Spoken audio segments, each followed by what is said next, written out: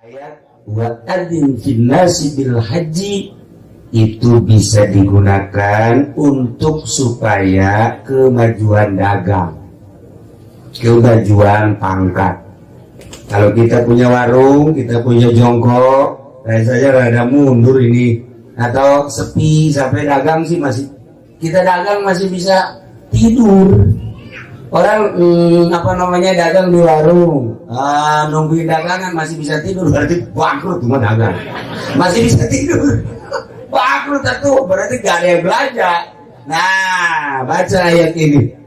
Wa adzin finnasi, mulainya hari Rabu.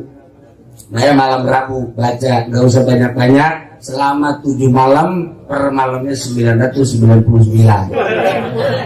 Aduh melulu, kasih wiridan aduh melulu, gak pernah mantap, gak pernah gitu. Kalau nggak bisa 999, kebanyakan 777. Masya Allah. Ini kapan mau wiridannya tuh? Baca. Walaupun itu sudah haji itu kan jalan walaupun. Nah, dia dulu kan Nabi Abu Bakar Rasulullah, Masya Abdul Qadir, sama guru-guru kita. Baca itu. Terus bacanya sama di ini air putih. Terus satu malam cuti. Besok malam lagi cuti lagi. Besok malam 7 malam. Nah, baru disiram depan warung. Masya Allah. Coba dah. Ujiannya orang berduyun-duyun kayak orang ngepesan. Wow, kesulitan kita. Cari lagi tenaga, padang utang. Lebih bangkrut lagi. Enggak, aduh banyak nanti insya Allah. Nah ini ayat wa adzin finnas. Wa adzin finnas seru oleh Muhammad Ibrahim.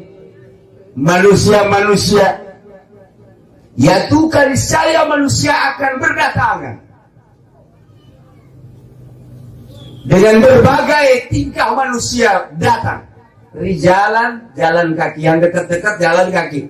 Wala kullu dhamir, naik onta yang kurus-kurus saking tawakalnya kepada Allah. Ya tidak min kulli fajin amik, berdatangan dari berbagai penjuru. Nah, dari panggilan Kanjeng Nabi Ibrahim tadi diambil hikmahnya. Kalau kita ngewarung, toko, jongkok, kita bacain ayat itu, sama dengan orang yang mau pergi haji nanti. Wah, kapan aja dia pokoknya karena udah jadi satu kewajiban, tanpa pamrih, pokoknya mahal tinggal mahal. Walaupun bagaimana terus tidak lihat mahalnya, tapi lihat menggugurkan kewajiban. Nah, nanti juga kita jagang jengkol sekintal, besoknya harus 2 kintal. Jagang jengkol karena banyak bener. Orang Sepatan kan hobi banget jengkol.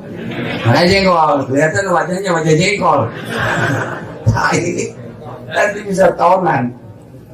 Saya punya cerita sedikit di Garut.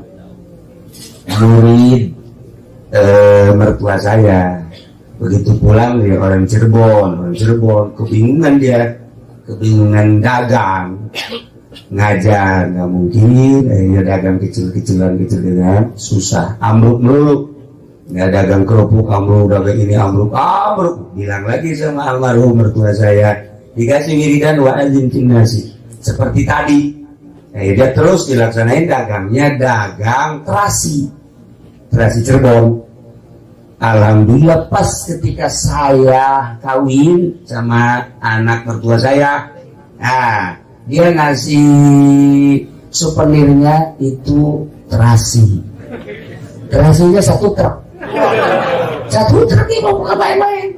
Ini yang ngirim dari Cirebon, bos terasi dia dari Cirebon ke Jakarta.